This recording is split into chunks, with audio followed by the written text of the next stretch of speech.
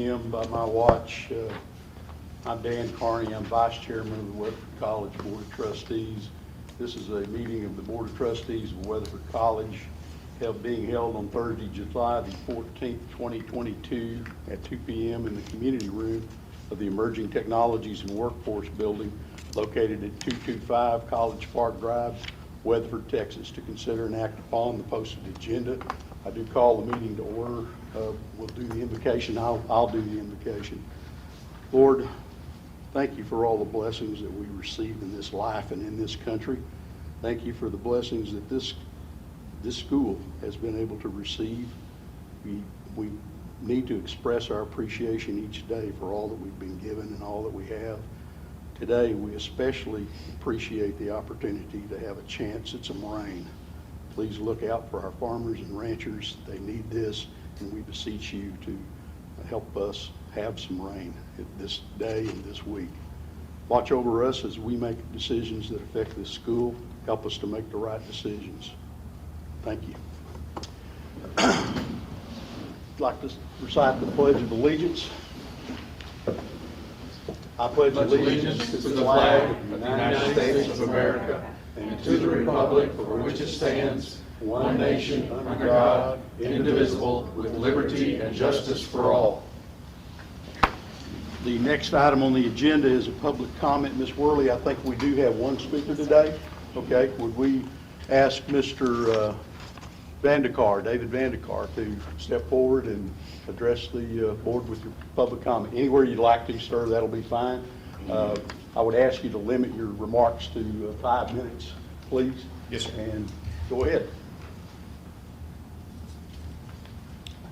I came here to talk about what's on agenda number 5, having to do with the re-roofing project at Betty Jo Graber Gym, which is RFP 1322.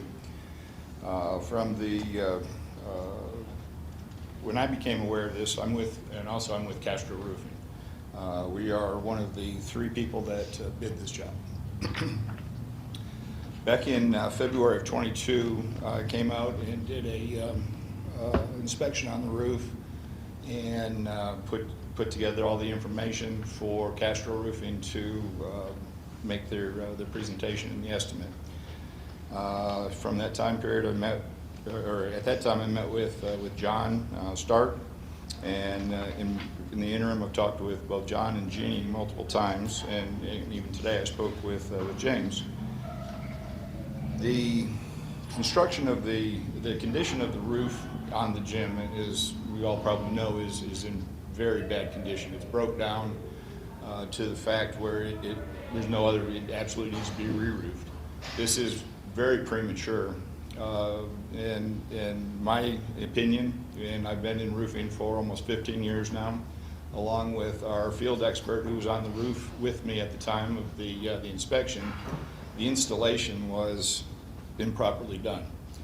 And if you'd hand the paperwork out, what I have here, and I became aware of this on 6/13 in reading the notes in the database of our company, where it's circled in orange. I'll read out loud. It says, "Look like there's a lot of patches. Those weren't there when I put that roof on." There was a comment from the chief, the head estimator on this project. He's the one that improperly installed the roof in the first place. So I'm just presenting facts here for the board to consider. The recap of the project. The average bid for this project was $768,121.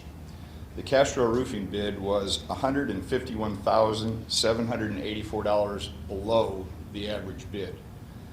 Also, one of the questions asked is the price proposal guarantee through, it says September 30th.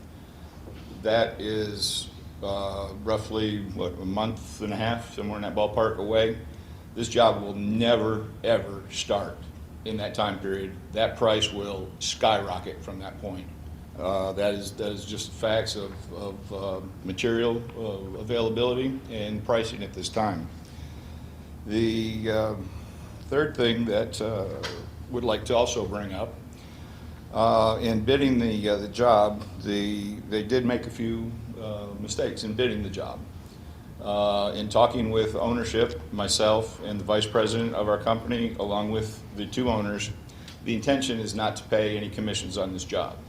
That's in excess of $18,000 that they intend not to pay. That being said, likely the job there would probably be litigation. There would probably be liens on the building until something was made good there. So those are the facts of the case right now for number 5 in consideration. I'd like to close with 2 statements on the RFP for the job in directing how Weatherford College can award this. It says Weatherford College reserves the right to accept or reject any and or all proposals, waive any formalities, and to award contracts as determined by the college to be in the best interest in accordance with applicable law. I stand here before y'all. I mean, this is way out of my element. You would never have guessed I'd have been here in a million years. Didn't really know what to do. So in not knowing what to do, I try to fall back on doing the right thing. Professionally, I've always tried to do the right thing by my client. In this case, Weatherford College I consider my client. I would recommend, or based on what I've mentioned, I would not award this to Castro Roofing. There's problems that are going to arise. The funding that they have set aside it's $151,000 shy of the average. There's going to be corners cut above and beyond just paying commissions. Those are just the facts. I've been in roofing 15 years, and those are just the facts. In closing, I'll be here when we get to number 5, or when y'all get to number 5, I'd be more than happy to answer any questions that you have. I'll make myself available, and that's my Thank you, take. Mr. Vandekar. Appreciate Thank you you. addressing it, sir. The next item on the posted agenda is the President's report. President Farmer. Thank you, Mr. Chairman. Mr. Chairman and members of the Weatherford College Board of Trustees, I would like to give a few brief recognitions, employee notices, and an enrollment update. Recognitions. Congratulations to the national champion Weatherford College Women's Rodeo Team. This is the first team national championship in WC history. In addition to the national champions, tennis and golf made their respective national tournaments, and women's basketball, baseball, and softball all made their respective regional tournaments. WC has a distinguished history in athletics, but this was our best year ever. Go Coyotes! A transfer agreement was recently reached between Weatherford College and West Texas A&M University. Under the terms of the agreement, qualified graduates of WC's bachelor's degree in organizational leadership will receive access to graduate advisors with additional individualized application support, financial aid, and scholarship counseling. Within the last year, WC has signed similar agreements with Texas A&M Commerce and Tarleton State University. Our graduates now have more access to scholarship dollars and high-quality graduate programs than ever before. Congratulations to Tanya Peel and the entire respiratory care team. The WC Respiratory Care Program will be awarded the President's Award for Excellence in Credentialing Success later this month by the Commission on Accreditation for Respiratory Care. This is the highest national award that a respiratory care program may receive. Employee notices. DMAC Local requires the college president to provide the names of contract employees that have resigned since the last board meeting. Marlene Rupert, an instructor in nursing, has resigned effective 6/6/22. Ashley Rather, an advisor in student support services, has resigned effective 6/9/22.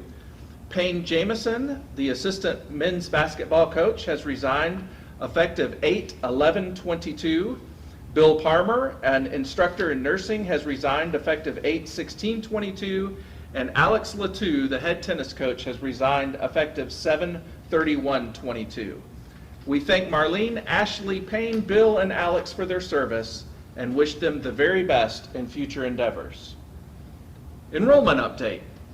System-wide year-to-date summer 2022 enrollment is at 1,761 students, slightly up from 1,744 this time last summer.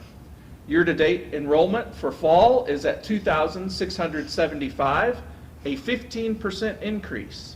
And I am proud to report that under the leadership of Kristen McLaughlin, year-to-date fall enrollment at our beautiful Wise County campus is 243 students compared to 140 students last year, a 73.5% increase. Mr. Chairman, that concludes the President's report. Thank you, President Farmer. Takes us to item number 4, the consent agenda and financial reports. We have items listed there from A through L.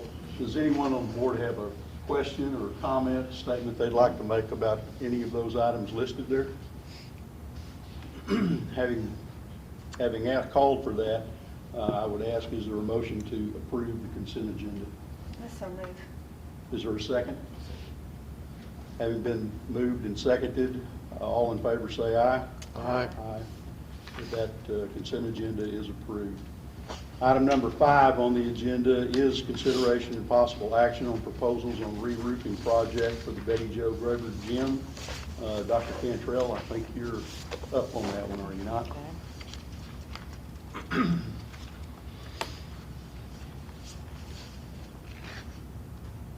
I am here today, and we have had 3 bids on the roofing, proposals on the roofing for the Betty Jo Grover Gymnasium.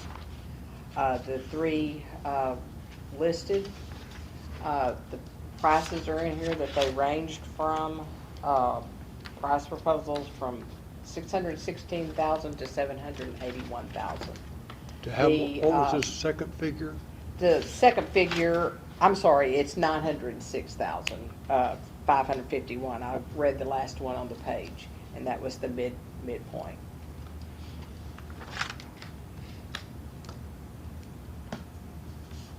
The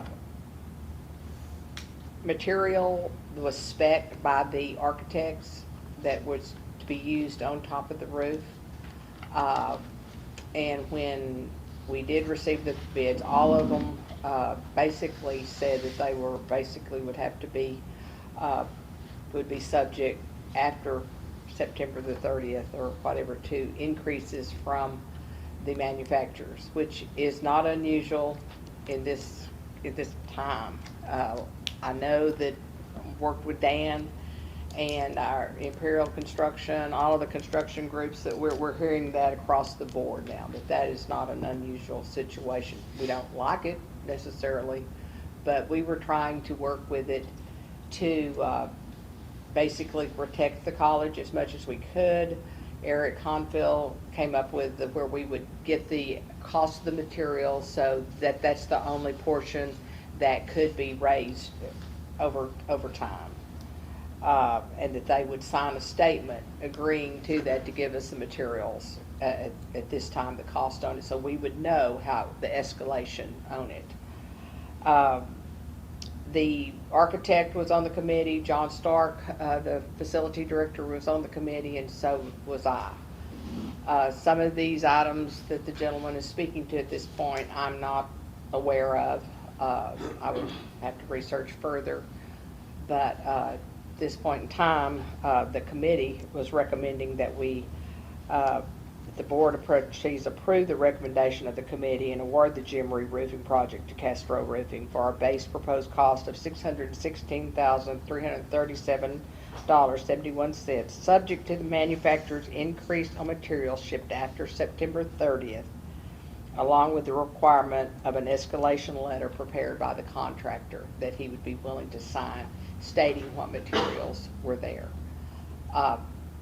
I'm at this point in time, that was our recommendation. We had prepared for the board. If the board wants me to further investigate this, I'll be glad to. The board feels comfortable with our recommendation. That was the committee's recommendation. But I will definitely research this further. Do we Depending have upon your- previous experience with this roofing company? I know that the architect worked and researched the company. I think he's had familiarity with them. I know people own this Castro crew. We've worked with some of them before. They're known to be a good, reliable company as far as I know, and the architect recommended them highly of. Did we receive just 3 bids? Is that right? Yes, we did. Okay. There were 2 other bids that were late or Okay. we didn't receive on the time, and so I referred that to Dan Curley. And I think with the law as it is and our policy, the way it was written, we said we would have to reject those, which they were. And when you do that, you don't even look at those. I don't. But they have never done any other roofing projects for us before, Castro. I don't believe Castro has. I'm pretty sure. I think the gentleman with Castro may have worked on a previous Okay. job with us. And did they give an estimated start date or anything? Put that roof on. Sir? Sorry. You need to wait your turn, sir. Okay. Did they give us a start date or anything like that as far Uh, as when they could? They're subject to when shipping. I mean, Okay. people are waiting so long. We had a situation, I know, with the workforce, this building we're in here right now, that the roofing materials are a real issue Yeah. with being able to, and they don't make any bones about it. I mean, we're well aware that this bid will exceed this amount going into it. Yes. Mr. Curley, do you have any additional comment or statement about what you've heard here today or the process that's gone on even? Do you have anything else to add to this? Our experience has been that even on the building we're in here right now, that we had a significant delay because of unavailability of materials, and we actually spent money to try to compensate for those material shortages in order to keep the project going. So we all are very aware of the uncertainty of pricing. When we bid for the radio equipment, we didn't get bids back because we wanted a price guarantee. They said, we can't do that because things are changing too quickly and we can't take that risk. So to put a contingency in that would allow the vendors to make adjustments if there were material changes, I think is probably appropriate for us and appropriate for them. And like was said, the fact that there are unknown factors, or there are factors that were brought up in that presentation of which we have no awareness, and so that couldn't have been part of the consideration that we used to make that decision. And as far as the late bids are concerned, I don't think we have a choice. If we put a deadline, we'd have to reopen the bid and let everybody else take another shot at it. So once it's closed, if they miss the boat, then the boat sails. So that's where we are. What problems does it create if the board were to decide to delay and look into this further? Are we up against some sort of deadlines that they're Well, creating us? the roof needs to be redone. I mean, we discovered problems with it in the fall, and we had to spend a great deal of time getting an architect to do drawings on it and all that after. But it's not, we know it's not going to be done really fast. Anyway, we're maybe looking at another month and a half to get it back to you all. Right. If it were rebid, but you've also got the timing and the issues, with, once they've submitted their bids, what happens at that point? Do you cut it? I don't know. Man, I think since I've been here, We've done that thing 3 times, hadn't we? I mean, that roof has been a. That roof been a was in persistent- 2000. I mean, I think it was early 2000. It's about a 20-some-odd-year-old It's roof. been 20 years since. Yeah, unfortunately, Trey, time passes pretty fast around here. When we did the remodel on that, remember when we put that little. Well, that, Which the one? outside terrapin, and that's the, referring to, this isn't the roof I put on, this isn't, well, there was some damage that took place, I think, when that outside parapet or whatever was put on, whatever So you I wanna wonder call it. how So much- it, how much I'm is sure that? the roof did change somewhat in that time, if that's what the gentleman was referring to. But, 03, we re-roofed it, and then that perimeter was put on like in 010 or 13. When was that? When that's was- probably about right, Trev, when we did those. Did Dr. Cantrell, did the Castro Roofing take any exception to the architect's specifications? No, they agreed to the specifications. I have called for the purchasing director to come and the facility gentleman to come if y'all have questions of them when they're here. Because they have, as he said, he's never talked to me and I have never received a call from this gentleman. So if you could restate that, if they've gotten here, I don't think, John is here. John and Jeannie. So. So your question again. The submittal by Castro Roofing, did they take any exception to the specifications of the architect? No. No, sir. I thought you were pointing to, No, I was, John Stark No, is my sir. I'm facility behind the TV. director, Okay. I'm sorry. No, I'm sir, sorry. they're not. okay. And are they going to replace the roof exactly as it is currently designed? As it's been spec'd to be placed, yes. Okay. So the only other question is, do we have knowledge or confidence in this supplier? And you're saying that the architect has worked with this supplier in the past and felt comfortable with His them references, doing he was comfortable with, you know. it? Mr. Chairman, if they followed the spec and our architect has confidence in them, knows them and has confidence in them, I don't know what else to do. Okay. Any other comments or questions for, anybody have any questions for Mr. Vandekar at this point? I understand the cost side of it, and it could go up. I mean, that's typical in today's world we're dealing in. So I think, like speaking to you, the only question is regarding the quality of work or timeliness of completion in the project. And if there's any question in our minds about that, I don't see the harm in looking at this again, whether it's, I mean, it doesn't have to be something that's drawn out, I wouldn't think, but it's just my opinion. But I don't think we want to get it wrong. I mean, if you want to tell us to rebid it, we'll rebid it, and that's a timeline. That's just one If you want to opinion. just tell us to pull back and research it, Jeannie, do you remember exactly how long these bids are good for? What does it say on the?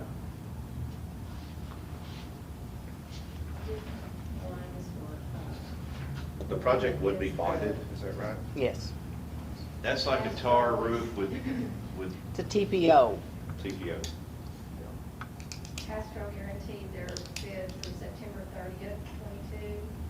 Texas bids wall, 30 days from the day it was due, which was June 28th, and Wrangler Roofing, December 31st, 2022. So if you feel more comfortable, we could. Well, do I have a motion either way? Do I have a motion for further consideration at a later meeting, or do I have a motion to move forward with approval of this bid as is made?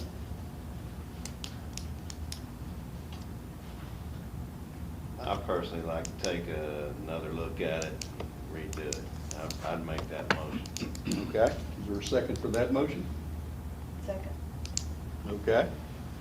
All in favor of that motion? Aye. Aye. I'll make it unanimous. Could I ask for clarification? When you would say relook at it, do you mean? I don't mean rebid it, I mean Okay, for just you to research do it. your Okay. research and And come back to you. answer the questions about what we Absolutely. brought up here today, and we'll take this up at the next meeting. I'd be more than pleased to. Okay. And I think, Dan, I think the questions would be, does it in fact follow the specifications of the architect? And I guess the research would be, does the architect and we have confidence that Castro can successfully complete the project? Absolutely. And I will have the architect here with us next time. And also that we're following the law as far as the bid process, and we're staying within those parameters, because I don't want to get outside of that. You know, Reopening or re-examining the bids that have been received is problematic, and it will probably, if we decide to unwind this, we'd have to re-bid it. Yeah. Unless we find that there was a material fact that should have been disclosed, that wasn't disclosed, then I think that we've offered a request for proposals. We got the proposals, we evaluated the proposals, and made a determination. So it's not as straightforward as just go back and just reconsider, because unless we discover that something was not disclosed, and that should have been disclosed in the process, that I think we have to reopen the bid and start over. Okay. Is that your recommendation today? Well, if the board is not comfortable with the bid, then I think that it would have to be rebid. My opinion. Kick the tires. Might as well kick 'em. All right, is there a motion for us to rebid this project? I'll make that motion because Dan recommended it. Is there a second to that motion to rebid it? I'll second that motion. There's a motion and a second. All in favor to rebid the project? Aye. Aye. Aye. So be it. Okay, we'll redo it. Move to item number 6, reports. President Farmer. Thank you, Mr. Chairman. We have included in your packet our academic and student services update in writing. And with us today is Dr. Cantrell and Dr. Bill Alexander, who will respectively speak on agenda items number 6B, the proposed 22-23 budget update, and item 6C, the robotics report. Dr. Cantrell. At this time, the proposed budget still remains at the $71,111,485. At this point in time, we are receiving updates on different items that there may be some adjustments, but right now there's no material changes in the budget that I would be presenting today. We do plan on having the budget workshop, I believe on Tuesday before the next regular board meeting. I believe that's August 9th at 2 p.m. in the afternoon, where the detail will be presented on this budget.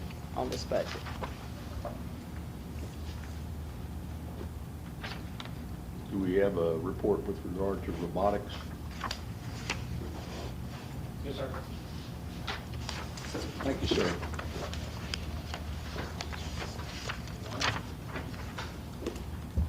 Good afternoon. I want to thank Weatherford College's board, the president, and the executive cabinet for allowing me to speak today on industrial and automation. My name is Bill Alexander. I am the program director for industrial and automation. A little about me: I spent 9 years in the military, in the United States Navy. After I got out, I spent 15 years in industrial manufacturing, owning 4 businesses in various realms for automation and processing. I had the opportunity to retire in 2015, and I did, of which I failed miserably, and came to Weatherford College and opened in gracious arms to allow me to serve here with the students. So what is industrial technology? How does it work, and why should we even be talking about it? To do this, we must first understand industrial manufacturing and the lightning speeds in which technology has advanced. Who remembers when Apple introduced the iPhone? Would you believe it was only 15 years ago in 2007? It's hard to imagine that any of us would do anything without our iPhone, whether it be emails, whether it be working some sort of app, or even operating and talking on, much less talking on a phone, right? Well, we do texting, everything we do on this little device called the iPhone. And that was made possible through microprocessors, which are small mini computers that we use. Well, that single microprocessor in the iPhone in 2007 has advanced in every piece of equipment that we have, even in this room today. We have it in our vehicles, we have it in our appliances in our house, and we also have it in industrial manufacturing. And then we had the perfect storm, right? So we had COVID-19 in 2019, followed by the great retirement of 2020 and the great resignation of 2021. So what has now happened to our workforce? As far as businesses go, right, it's become a lot less. So businesses doing what they always do, they rapidly advance and adjust to their environment. And so in that adjustment to environment comes industrial automation. So what we used to do as human work, we now do through an industrial automation process, thanks in partly in particular to the microprocessors.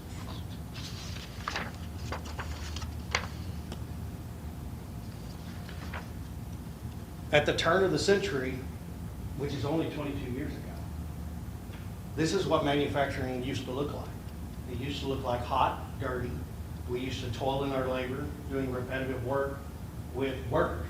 And we used to work in this environment for 30, 40 years. There was no upskilling, there was no reskilling. I just lost it. Right? There was no upskilling or reskilling. You just did the same repetitive work over and over.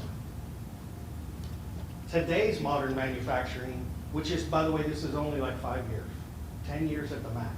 This is what the modern manufacturing facility looks like. If you haven't been in one lately, I would highly encourage you to come along with me. I'll show you some of these industries that are now operating. They're well lit, they're gel-coated floors, white walls, completely air conditioned. We're even welding in an air-conditioned environment with clean air booth systems, taking all the toxic fumes out. This is today's modern technology. This is why we have industrial and automation program here. Because what do our businesses need? Well, they need workers. They need people who can actually go in and not only program the robotics and programs the automation processes, but also we need maintenance technicians to coordinate those together, coding and hooking things up to make them work in merging the technology together. I always tell the students whenever we're taking tours, imagine having products where this one speaks English, this one speaks Spanish, this one speaks German, this one speaks Italian. How are you going to get them all to talk together if neither one of them knows a different language? Well, we put a programmable logic control and we put a power source, microchip to it, and then we start talking to all of them, and then they start working together in a symbiotic relationship. This is the industrial technology that we're talking about. In 1970, there was a theory called industrial augmentation theory. Anybody ever heard of it? Anybody know what it's about? It was dubbed "the robots will take over the world."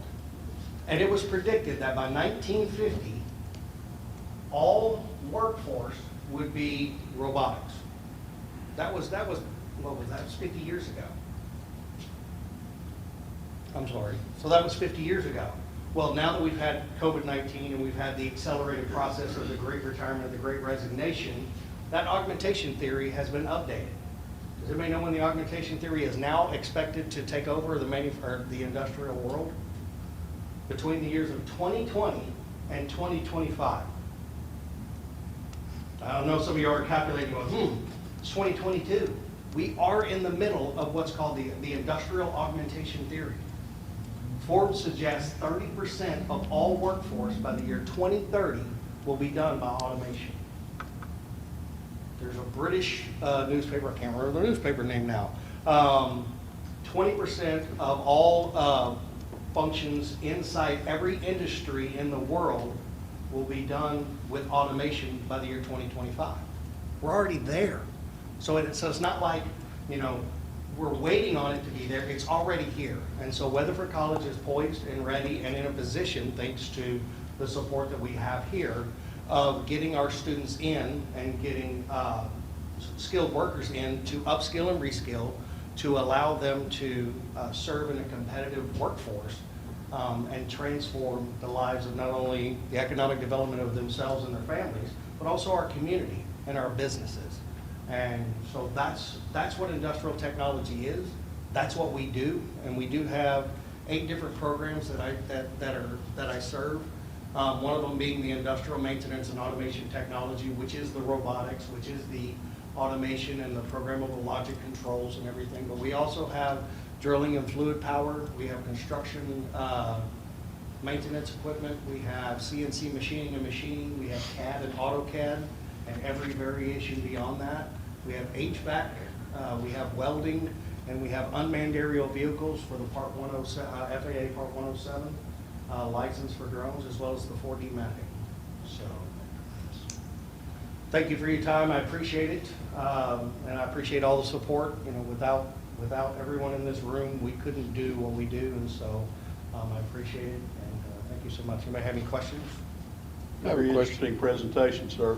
Appreciate you talking to us. Yes, sir. Does coding fall under your domain?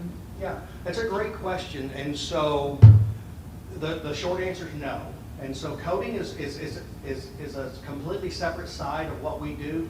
The coding is actually what you do with a PLC, a programmable logic controller, which controls the equipment. Now we do have blank PLCs that we do program on a binary, the zeros and ones on the binary, to get them to talk to other pieces of equipment, and we do learn that. But as far as the coding process, that's more of a software side, and we're focusing on the hardware side of things. So Weatherford College has a coding regime? Sure. Programming, Yeah. program. Yes. yes. It's part of our, pardon me for interrupting, but it's part of our computer science program. Okay. It is largely focused on workforce education, but there is an aspect of that that's designed for baccalaureate degree completion. So And that it's would be an a- interface between the two of you? Yes, sir, that's Yes, the sir. idea, is that eventually they become blended in that we are teaching people how to program robots and look for efficiency in the operation of those pieces of equipment, yes. So we do have a symbiotic relationship between computer sciences, and actually a lot of sciences, but specifically with the coding on the software side to the hardware side, and then we can actually program equipment out in the manufacturing world, as well as upkeep on the maintenance technician side as well. Any other questions? Great question. Thank you, Mr. Alexander. Thank you. Thank you, I appreciate it. Very much. The next item on the agenda, item number 7, I think our president's going to tell us about some upcoming meetings. Yes, Mr. Chair, thank you. As Dr. Cantrell mentioned, it is budget season, and we have several meetings planned, the first beginning with the board workshop on August 9th at 2 p.m., followed by our regularly board meeting, where we will consider the proposed tax rate on August 11th at 2 p.m. We'll have a tax hearing August 22nd at noon. And Dr. Cantrell informed me this afternoon that we may not actually need the August 30th meeting, but we've put that on your agenda just in case, and so we'll keep you updated as that information becomes available. And then finally, next month, we will be considering our future board meeting dates for the coming academic year. And that concludes the future agenda items, Mr. Chair. Thank you, Dr. Farmer. Ms. Worley, do we have any announcements? Yes, we have a few fine art events coming up later this month. The weekend of July 23rd and 30th, the Children's Summer Stage production of Little Red Riding Hood will take place in the Alkek. And then the July 29th and 30th, we will host the 4th Annual Weatherford College International Piano Competition. There will be live artists performing there from around the country and around the world. And then the weekend of August 12th and 19th, we have our summer stage musical production of Bye Bye Birdie. And then on August 22nd, we begin our new fall semester. Thank you, Ms. Worley, very much. Mr. Chair, if I may interject, that we have Dr. Song and Dean Durrett with us, who organize our international piano competition now in its 4th year, and we are exceedingly proud of the fantastic work that they are doing. So thank you so much for your efforts. Thank you for including that in your comments, Dr. Farmer. Thank you, Ms. Worley. Item number 9 is our closed session. I see by my watch it's 2:40 in the afternoon. We will adjourn into closed session to consider those items, and we'll re-adjourn when we have completed that in a few moments.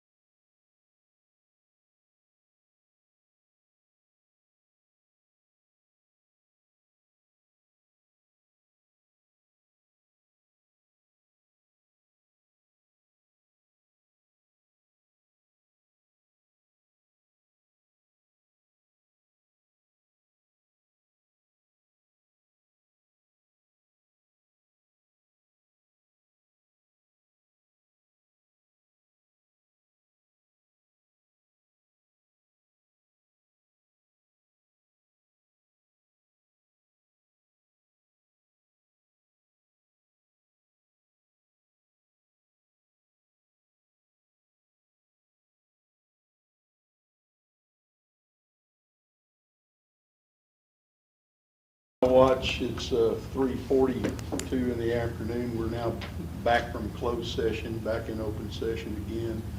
I think we're down to the final items on the agenda, with one of which was any action for real property. There are no actions that will be taken with regard to real property today.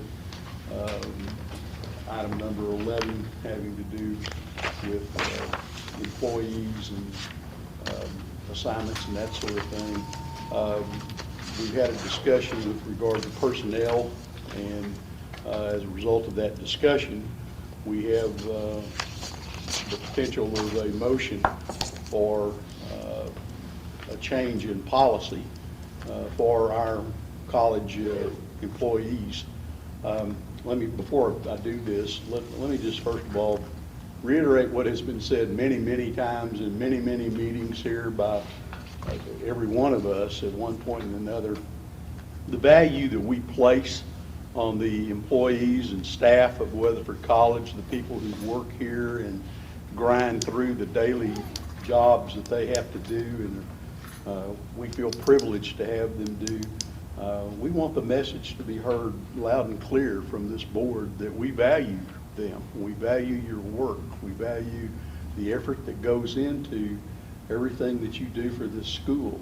And that applies to everybody sitting here in front of me, and right on down to the hourly workers who toil and labor at some difficult tasks for this school. And we appreciate them. We appreciate what they do for us.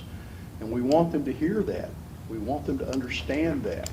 And as a result of that philosophy and that approach, we're considering making a change in policy here at Weatherford College having to do with fees for the employees and their families here. And the proposal will be a motion that the Board of Trustees revise TASB DEB local policy by authorizing the waiver of tuition and all fees for full-time and for part-time employees, board members and their dependents, by striking the words compulsory and, quote, other miscellaneous fees, unquote, from the current policy. And that's going to be the proposed motion. I would call to see if someone would make that motion. I so move. Is there a second? I will second that. And who is in favor of this motion? Aye. Show of hands, please. It's a unanimous. It so passes, and once again, we want you to understand as an employee of this school how much you are valued, and we are going to attempt to demonstrate that every opportunity that we can. In closing, I also just wanted to take a point of personal privilege. We have one of the nicest and most accomplished young ladies that works at this school, Hai Young Sung, who's I may have not pronounced that completely correct, but she's our master pianist here, and the board wants to congratulate her on becoming a United States citizen. So I thought that was appropriate.